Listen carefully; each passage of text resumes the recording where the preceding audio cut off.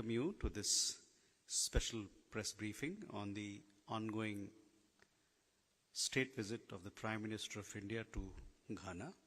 We have with us Secretary ER in the Ministry of External Affairs, Shri Damu Ravi, and we are also joined by Additional Secretary who looks after Ghana in the Ministry of External Affairs, Shri Sevala Naik Mude. With that, I invite Secretary ER to give you a roundup of all that has happened today after Prime Minister's arrival on his historic visit to this beautiful country. Sir, the mic is yours now. Thank you, Randhir, and dear friends, I would like to give a brief summary of Honorable Prime Minister's first leg of his visit of the Five Nation Tour. Today he arrived in Accra, the capital of Ghana, in the afternoon, where he was received by the President of Ghana, Dr. John Dramani Mahama. He was accorded ceremonial welcome with traditional music and dance, and thereafter Honorable Prime Minister came to the hotel where he was warmly received by a large Indian community. He was welcomed, and later the leaders had a one-on-one meetings, and then followed by the delegation level talks where they had the opportunity to review the wide spectrum of the bilateral relations. Both the leaders acknowledged that this is a historic visit for the fact that this visit is taking place at the Prime Minister level from India after 30 years. President Mahama clearly acknowledged that it is a landmark visit that is very timely and very opportunistic at a time when Ghana is also looking for partnership with India to deepen economic engagement after its own economic rebound, recovery that it is facing, having gone through the IMF conditionalities and restructuring. Both the leaders have discussed a wide spectrum of multidimensional relationship. They acknowledged that the countries have similar trajectories in terms of their own evolution from the time of their liberation. They both had freedom struggle challenges, the colonialism and the legacy issues, the economic drawbacks that they faced, and reiterated their commitment to deepen their engagement in all spheres, particularly in the economic arena. Few ideas and proposals that President Mahama had mentioned during the discussions were cooperation in the area of agriculture, where he sought India's support, the entrepreneurs, to be able to develop Ghana as a food basket, provide food security to its people. And Prime Minister Modi had agreed to support Ghana in this endeavor. The second item was in the area of pharma and vaccines. President Mahama is very clearly interested to create Ghana a hub for vaccines, and some development has already taken place in collaboration with the Global Vaccine Alliance, and in that context he wants Indian entrepreneurs to come and set up manufacturing units in the pharma and vaccines, where India clearly has advanced its capacities. The third area is in the area of defense cooperation. Here again, there are concerns for Ghana in terms of security. Terrorism from the northern region, the Sahel region, and the piracy in the seas are of concern.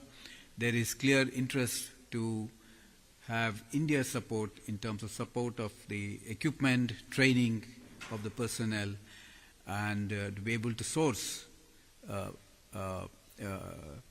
equipment from India, which has now become very clearly a leader in defense exports. There was also concern for the way terrorism is affecting the world. President Mahama clearly expressed solidarity with India. He condemned the Pahalgam terrorist attacks, and he was very clear and unequivocal in his support for India and the solidarity in the fight against terrorism. The leaders discussed several other areas of cooperation, but I think I would like to underline here very importantly the idea of cooperation in the critical minerals, where Ghana, the president, has offered India to collaborate in harnessing the critical minerals with India's investments and also processing capacities. From our side, from Indian side, Honorable Prime Minister mentioned about the digital public infrastructure, where India has been able to provide low-cost solutions which have been successfully implemented in the country, and this could be used for Ghana, which is also looking at the opportunity in payment gateways across Africa, and there is a clear synergy between India and Ghana in that area. After the delegation level talks, they were signing of the memorandum of understandings, 4 of them. One, to establish the joint commission meeting at the Foreign Office level. The second is traditional medicine, where there is scope for both sides to exchange experts, training in that area. The third is in the cultural sphere, the cultural exchange program, where again there's a hope that this will provide encouragement for exchanges in culture and tourism. And the fourth one is in the area of standard setting. Now, all these memorandum of understandings are very important. They provide impetus for the relationship, particularly in the sphere of economic collaborations and activities. At the end of the talks, there were press statements by both the leaders, and thereafter, Honorable Prime Minister was conferred the National Award to Prime Minister Modi, the Order of the Star of Ghana, for his global statesmanship, and in recognition of his contribution to the global peace and stability and the role he has actively played in that arena. Friends, Honorable Prime Minister will be interacting with the Indian community tomorrow. You know that there are 15,000 Indians in Ghana, very active, and their contribution to the Ghanaian economy and society was recognized by President Mahama today in his address, and they continue to play an active role in Ghana's economic activity. Tomorrow, Honorable Prime Minister will pay homage to the leader, the first president of Ghana, Dr. Kwame Nkrumah, who is highly respected and regarded, also in India, because of a long-standing friendship with India since the 60s. Thereafter, Honorable Prime Minister will address the Parliament of Ghana. We know and everyone understands the importance of this address for the fact that India is the world's largest democracy, and Ghana too has a very significant reputation as a very stable democracy and exemplary democracy for the world. With these few words, let me pause at this point of time, and if you have any questions, I would be happy to take. Thank you very much. So we open the floor for questions.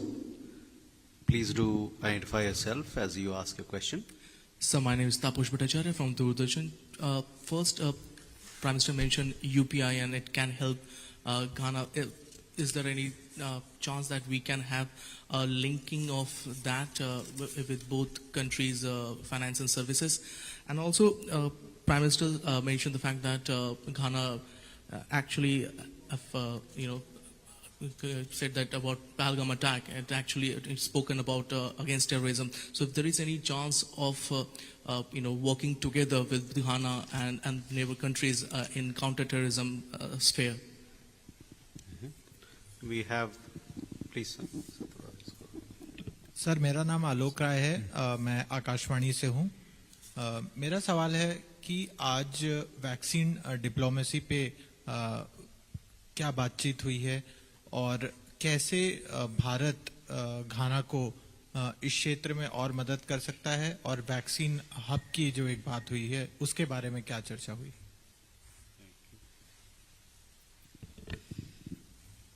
Any more questions this side? Okay, here, please. Please, there's a mic there. Hi, I am Juliet Etepe with the Business and Financial Times. Of all the areas of cooperation you mentioned cooperation in critical minerals, and Ghana has a lot of critical minerals. So if there are specific minerals, this collaboration will be looking at. Thank you. So you can take those questions. We'll come back for more questions.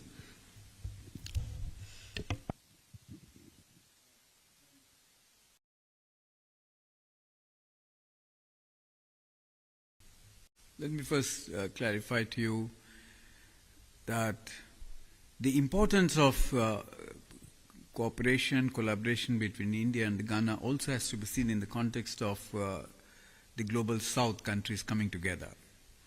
And South-South cooperation, the solutions to be found by the countries of the global South by way of sharing the expertise, know-how, and doing collaborations. And that's very important for us to understand.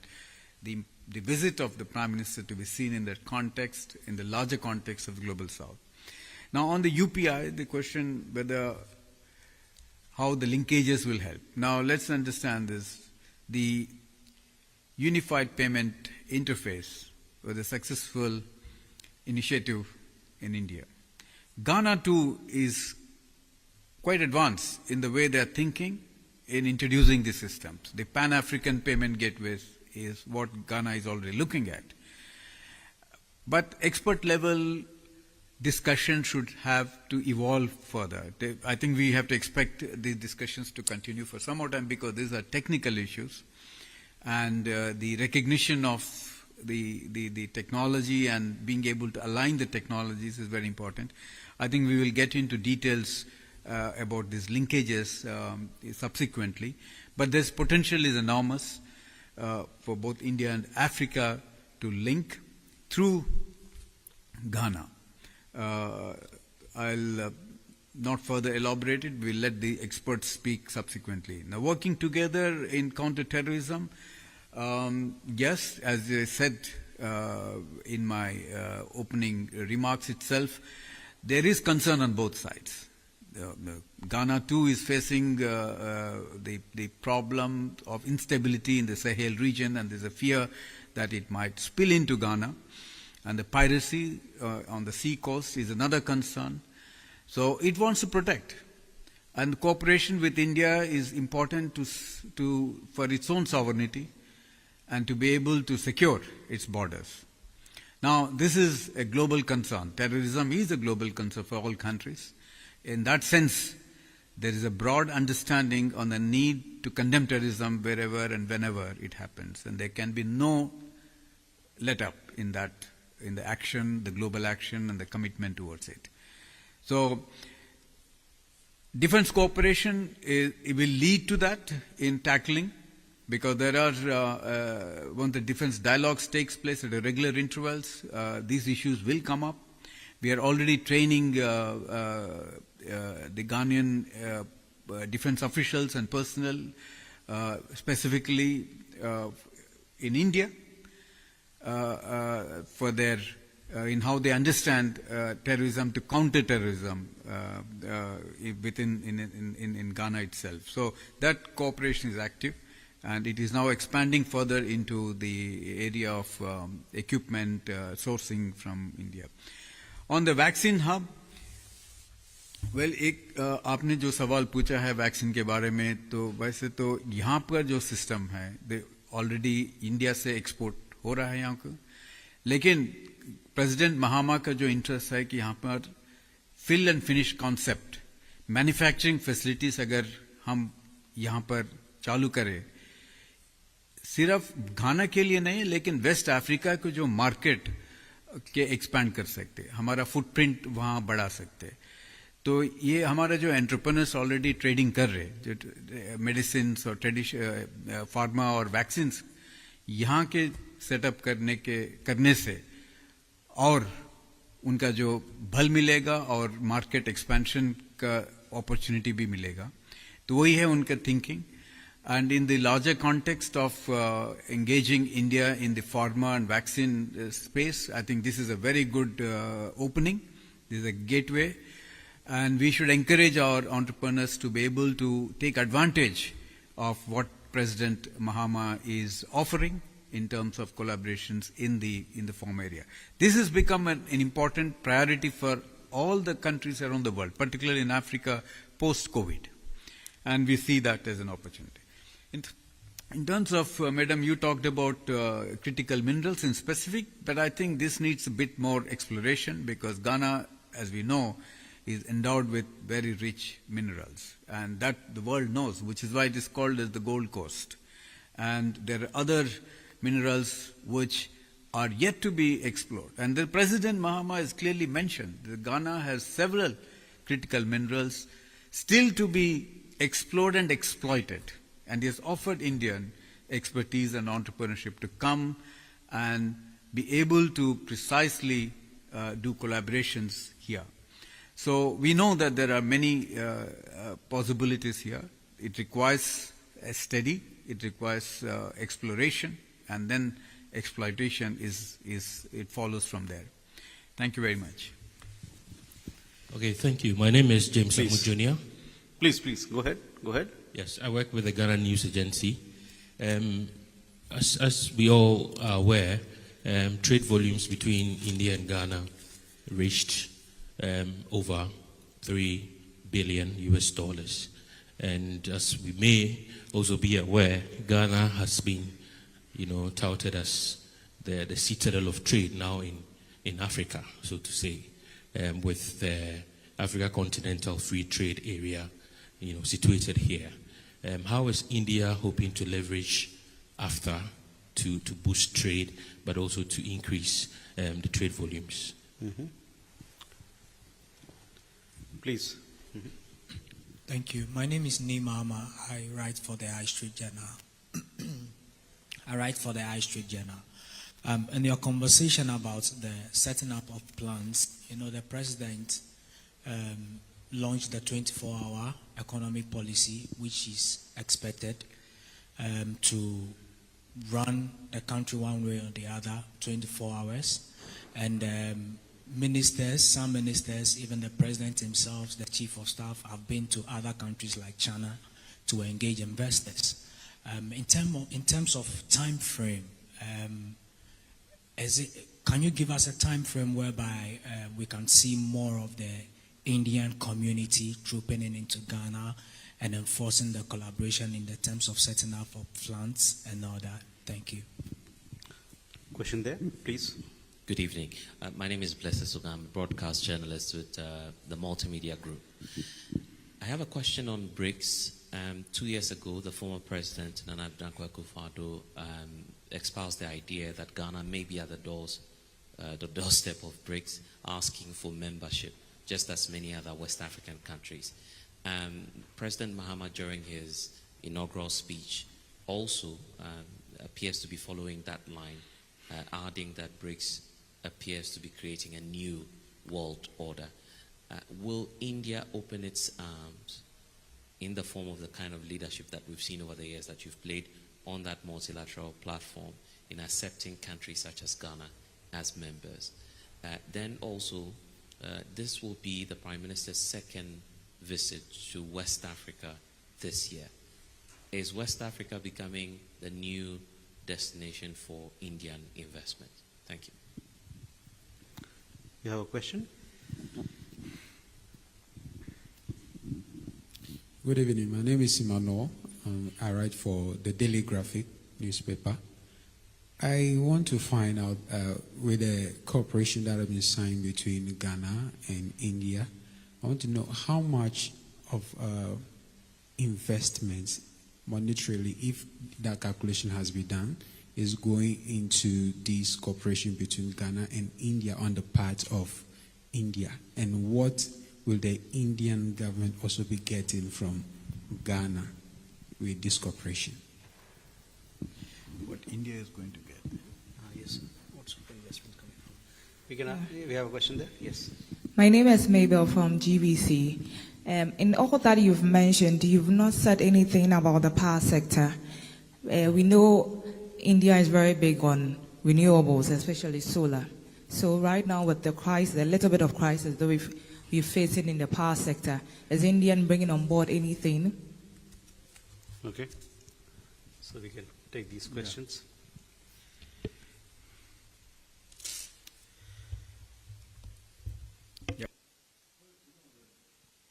Several questions, but I'm trying to summarize and condense a few of them. Now, let me take the first question on the trade and investments here. Now, it's an important item that was discussed in the delegation level talks today. Clearly, both the leaders have set a very ambitious target, from $3 billion currently to about $6 billion target in next 5 years. As you know, the balance of trade is actually in favor of Ghana at this point of time because of large imports of gold into India. But we would like to diversify. The leaders are very clear that there is a need for diversification of the trade basket. So the target set for $6 billion. Now, in the context of the Africa continent-wide free trade agreement, it provides a very interesting opportunity here, because once you collapse your internal tariffs and brings uniform standards across the continent, then countries like Ghana could be extremely important and looks like a gateway into the markets in sub-region context. Like the West Asian region, Ghana can be a potential gateway for us. You know, we have to strategize how we can take advantage of these development. In terms of the investments, today India is one of the largest investors there. $2 billion of investments, both by the private sector and India's own concessional financing initiatives. So in the private sector, 900 Indian companies are operating. They're quite active, but their investments are modest. That comes to around $1 billion. India's lines of credit and grants put together comes about another $1 billion. But that's a very modest. Now, once your investment policy becomes attractive, and this depends a lot on your own domestic policy of investment policy becoming attractive for Indian companies, it will naturally happen. I think one of which is, again, creating these hubs, vaccine hubs, the manufacturing facilities, inviting companies, tax concessions that you might give. A lot will depend on that. But there is interest in Indian entrepreneurship to go and explore precisely the markets in Africa, and stable countries like Ghana is indeed one of the strongest attraction for us. Power sector, this item came up in the discussion for sure, and I think both leaders understand that power is very important for development and growth. India's had in the recent times in the renewable space had set a target of 500 gigawatts, and we are very much going towards the target with a lot of confidence. We have successfully introduced a gigawatt scale of solar parks in the country. I think there is a scope for replicating those models in this part of the world. But it's again, the economics have to come into play.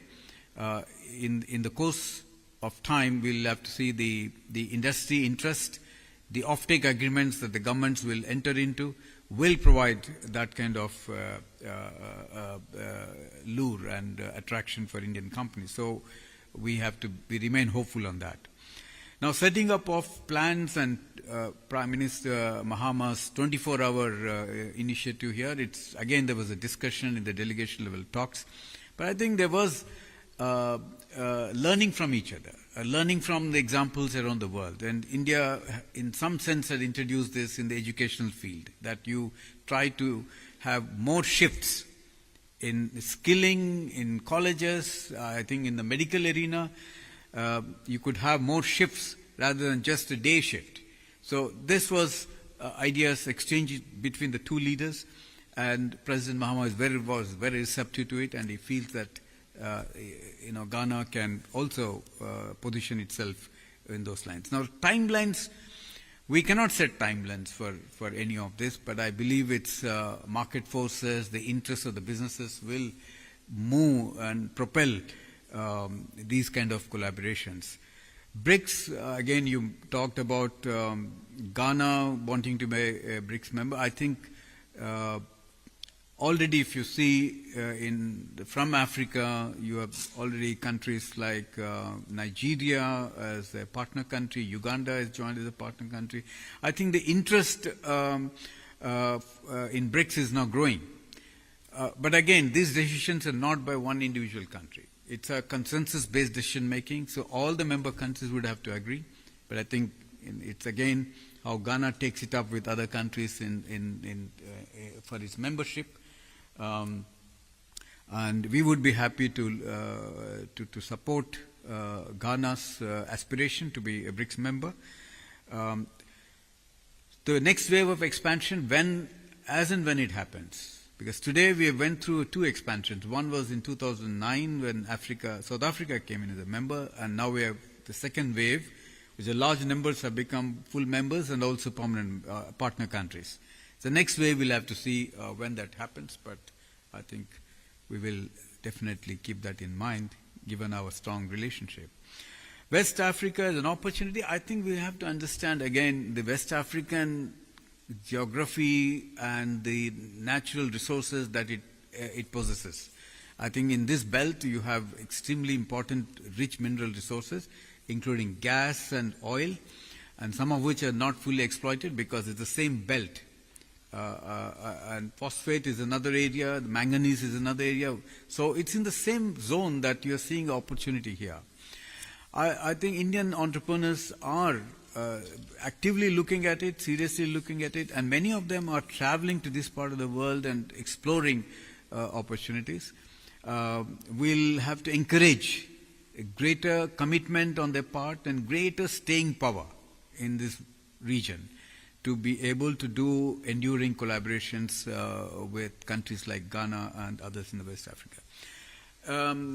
One last thing I would like to mention here is the Honorable Prime Minister Modi extended invitation to President Mahama to visit India at mutually convenient dates. We would be very delighted to have this exchange of visit happening sooner. I think in the days to come, through diplomatic channels, mutually convenient dates will be explored. I thank you very much for your patience. Thank you. With that, we come to the end of this press briefing. Please do follow us on our social media handles for more updates on the programs tomorrow. Thank you very much.